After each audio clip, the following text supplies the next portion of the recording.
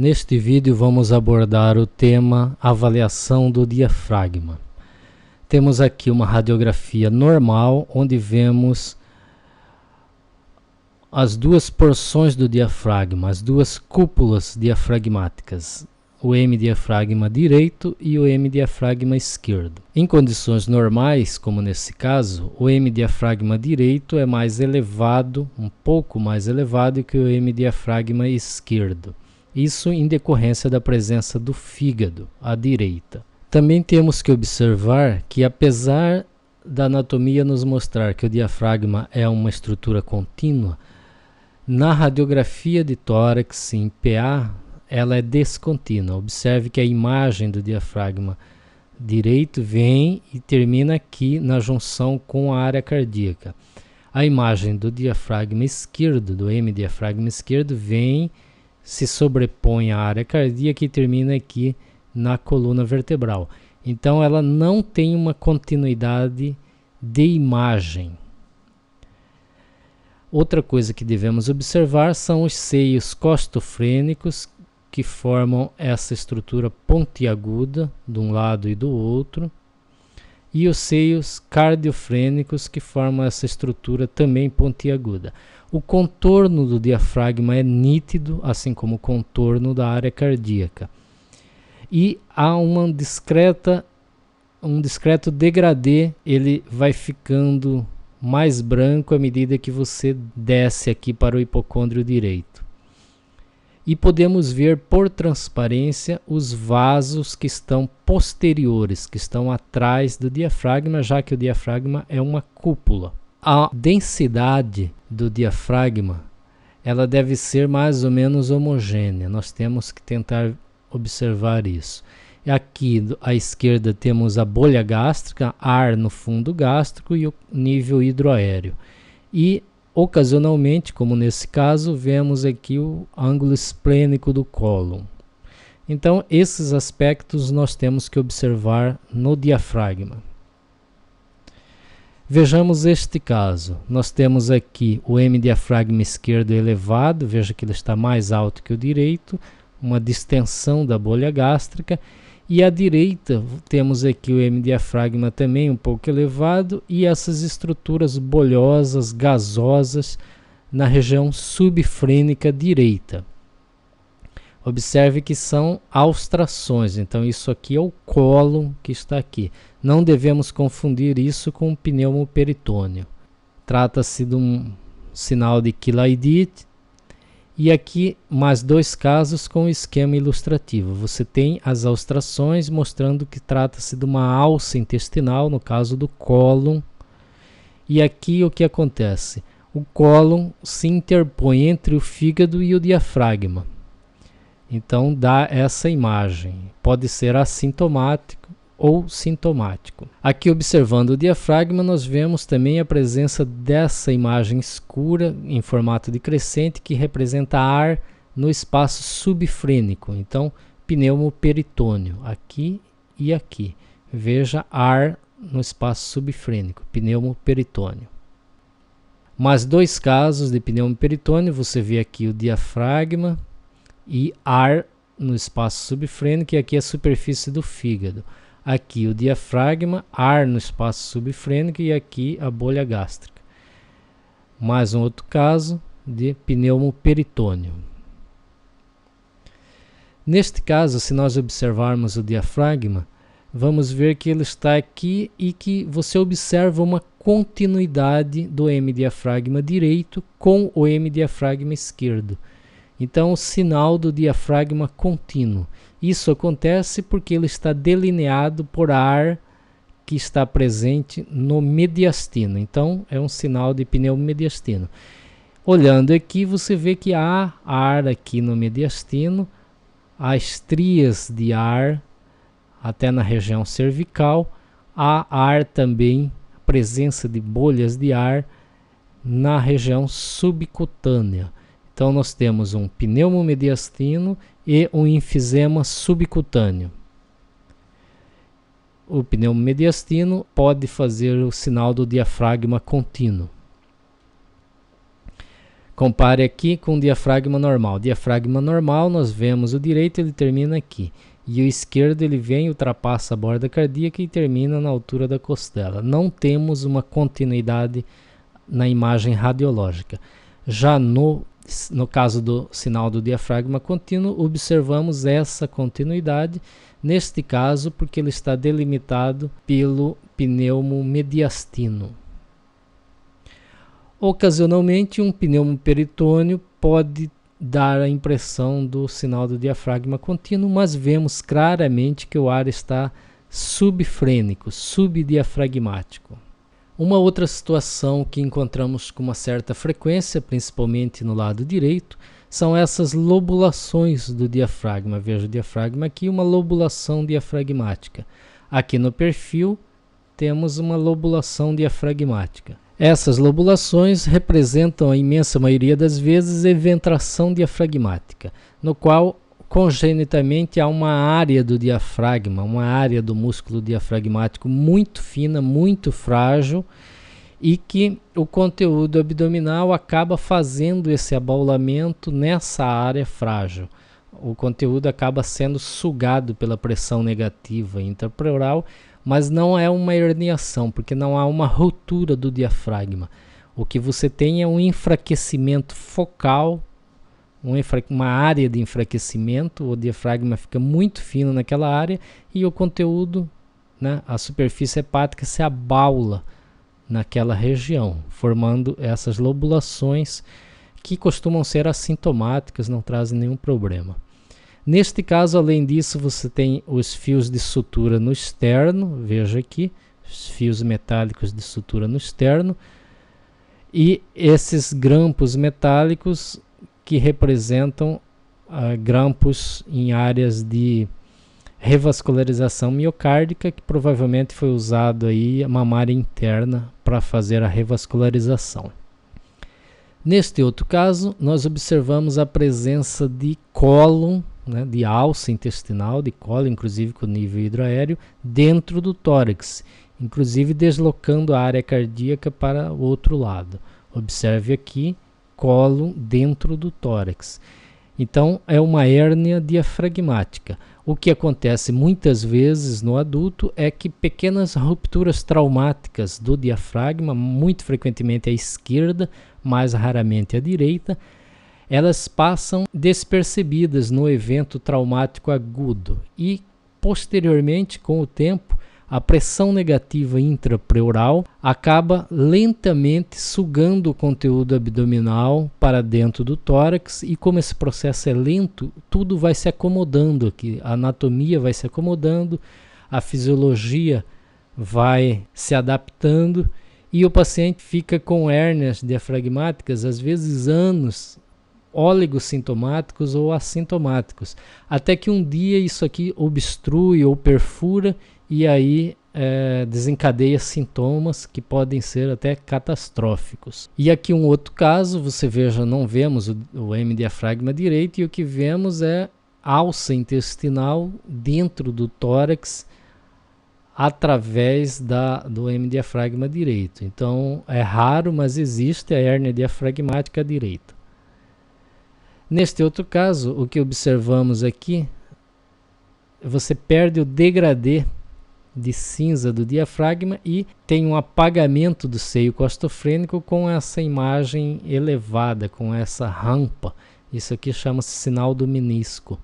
Forma-se essa rampa com apagamento do seio costofrênico de um lado e do outro, a mesma coisa. Então, são pequenos derrames pleurais aí que se acumulam, formam sempre essa imagem aí em elevação, em rampa, denominado sinal do menisco.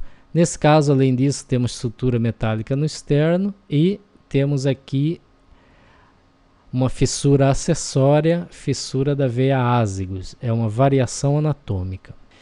Você veja aqui que nós temos uma opacidade na base do hemitórax esquerdo, apagando o contorno cardíaco, apagando o hemidiafragma e formando essa margem superior interna bem nítida que vai subindo, forma uma imagem aqui em menisco, o sinal do menisco. parece uma rampa. Isso aqui, essa morfologia é muito típica do derrame pleural, então é uma imagem que temos que guardar do derrame pleural. Aqui à direita, a mesma coisa, veja que borra o contorno, apaga o contorno cardíaco, o diafragma, apaga, oblitera o seio costofrênico e tem essa imagem em rampa, o sinal do menisco, que é típico do derrame pleural. O que acontece é que o líquido realmente ele poderia ficar num nível horizontal, mas quando ele está em contato com a parede torácica, tem o efeito de capilaridade, que tende a puxar o líquido para ele subir pela parede. E como a pressão intrapleural é negativa, e aqui, em decorrência do derrame pleural, ela está menos negativa, ou talvez esteja até positiva, mas aqui em cima ela continua negativa, há um efeito de sucção do líquido para satisfazer a pressão intrapleural negativa. Isso potencializa esse efeito de capilaridade. Então, por uma questão física, forma-se esse menisco, forma-se essa imagem em rampa, essa parábola, no derrame pleural. Se você tiver um hidropneumotórax, não vai formar essa parábola, vai formar um nível hidroaéreo horizontal. Veja que, ocasionalmente, o derrame pleural pode ser muito pequeno a ponto de não vermos no seio costofrênico lateral, mas aí no perfil nós temos os seios costofrênicos posteriores, que é a área mais pendente, mais baixa da cavidade pleural.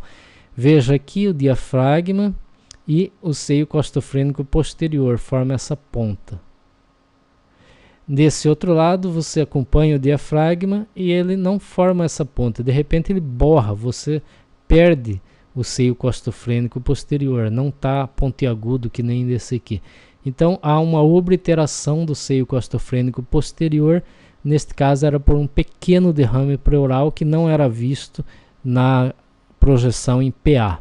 Pequenos derrames pleurais até 50 ml podem ser vistos aqui na região posterior. Para obliterar o seio costofrênico lateral, geralmente 200 ml. Observe aqui nesse esquema, comparativamente, você tem a obliteração aí do seio costofrênico posterior de um lado e do outro lado ele está livre, pontiagudo. Uma outra situação é a paralisia do nervo frênico ou paralisia diafragmática. Observe o diafragma, o hemidiafragma direito, como ele está elevado, muito mais elevado do que o habitual em relação ao esquerdo. Em condições normais, o hemidiafragma direito é mais elevado do que o esquerdo, mas não tanto assim.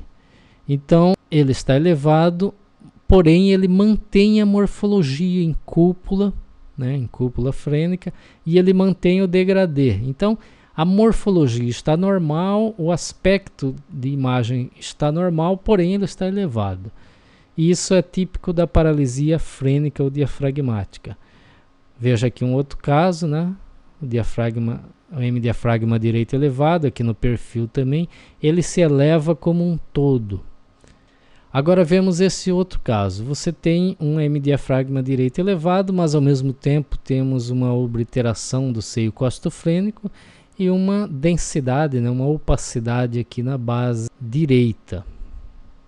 Foi feito um laurel, que é o decúbito lateral com raios horizontais. Como havia suspeita de um derrame pleural à direita, é feito o decúbito lateral direito com raios horizontais. Se houvesse a suspeita à esquerda, seria decúbito lateral esquerdo, ou projeção de laurel, no caso laurel direito. Você vai sempre fazer o decúbito lateral do lado que há suspeita de derrame pleural. E o que aconteceu? Veja o derrame pleural aqui, veja o menisco aqui. Veja que o derrame pleural escorreu. É o mesmo paciente. O laurel é feito dessa forma, é feito deitado, né? Então o derrame que era infrapulmonar, na verdade aqui não era o diafragma, era a superfície inferior do pulmão e aqui era derrame pleural. Então o derrame pleural infrapulmonar escorreu para cá, veja, escorreu para cá e formou essa linha quando foi feito o laurel direito. O decúbito lateral direito com raios horizontais. Se fosse a suspeita à esquerda, seria feito o laurel esquerdo. Uma outra situação que vemos na avaliação do diafragma é a retificação do diafragma. Veja que esse diafragma está retificado, não forma aquela cúpula, está retificado e aparecem essas ondulações aqui, ondulações no diafragma. Então, na verdade, o diafragma deveria estar aqui, ele retificou e essas ondulações são inserções do diafragma nas costelas, nos arcos costais. Não é apagamento do seio costofrênico, não é derrame pleural. São inserções diafragmáticas e o diafragma está retificado num paciente com doença pulmonar obstrutiva crônica. Esse paciente, além disso, tinha aqui um pequeno nódulo pulmonar à esquerda.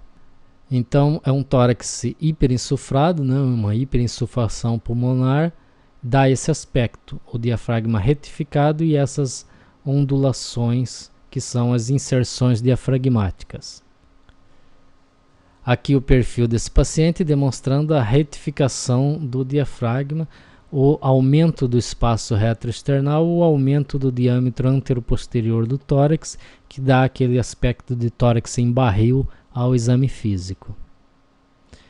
Aqui uma situação onde há um apagamento do contorno direito da área cardíaca e essa opacidade no seio cardiofrênico direito. Mas observe que é uma opacidade tênue de baixa densidade. Ela não é tão branca como a área cardíaca, nem como o hipocôndrio direito.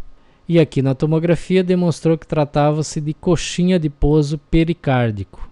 Então é uma variação da normalidade.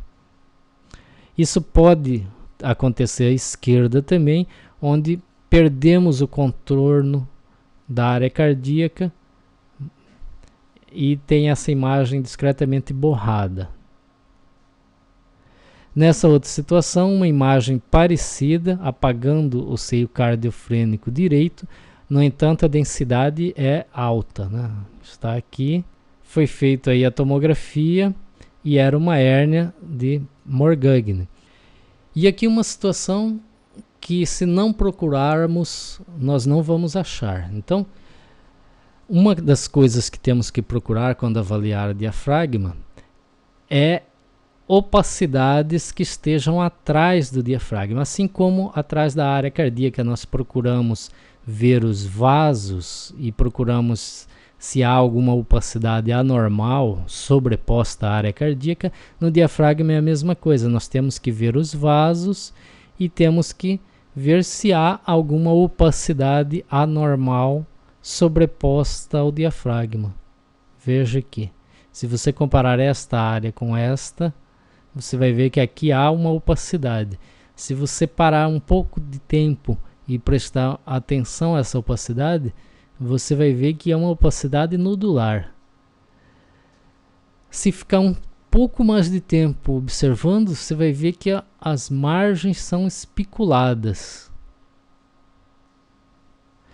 E aí a tomografia confirmou isso. Um tumor pulmonar, um nódulo, uma massa na verdade, com margens espiculadas sobreposta ao diafragma. Aqui já é o fígado, né?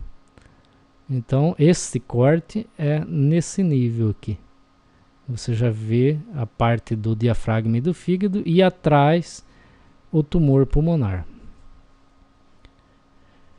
Então, aqui temos um pequeno derrame pleural, obliterando o seio costofrênico esquerdo. Temos aqui, você acompanha o diafragma e temos uma densidade sobreposta à área cardíaca.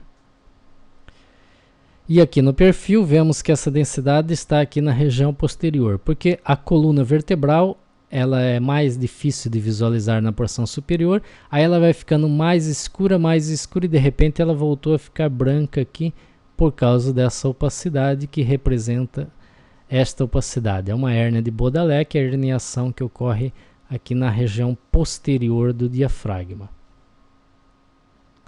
Veja lá, a tomografia confirmou, havia uma herniação de conteúdo gorduroso do abdômen para o tórax.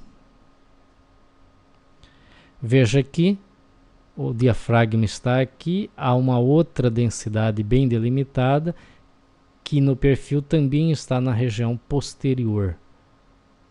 Outra hérnia de Bokdalé. Temos aqui uma hérnia diafragmática, não temos o contorno do diafragma e alça intestinal dentro do tórax. Lembrar que, ocasionalmente, nós podemos ver uma elevação do hemidiafragma e não ser decorrente de paralisia frênica. É raro, mas acontece. Nesse caso era um hepatocarcinoma, um volumoso hepatocarcinoma, que acaba elevando a cúpula frênica. Ocasionalmente nós podemos ver isso em tumores hepáticos e algumas vezes em coleções subfrênicas, né? Em abscessos subfrênicos. Então sempre ter essas possibilidades também em mente. Então, chegando ao final deste vídeo, gostaria de relembrar alguns dos pontos que colocamos aqui. Avaliar o diafragma é muito importante na radiografia de tórax. Na radiografia de tórax, nós devemos avaliar então todo o contorno diafragmático, as densidades que estão atrás do diafragma, os seios costofrênicos, seios cardiofrênicos e as possibilidades de eventração, de hérnia, dos coxins adiposos, de derrame pleural. Lembrar do sinal do diafragma contínuo, uma das marcas do pneumomediastino, e lembrar também da possibilidade de paralisia frênica e da possibilidade de derrame infrapulmonar, no qual aparenta haver uma elevação do diafragma, mas é um derrame que está abaixo do pulmão. E nesse caso, se houver essa suspeita, fazer o decúbito lateral com raios horizontais, o Laurel, que vai ser direito ou esquerdo, na dependência da suspeita. Se a suspeita tiver à direita, vai ser um Laurel direito. Se a suspeita tiver à esquerda, vai ser um Laurel esquerdo. E observar se há escorrimento do derrame pleural. Ok, então era isso neste vídeo. Até o próximo.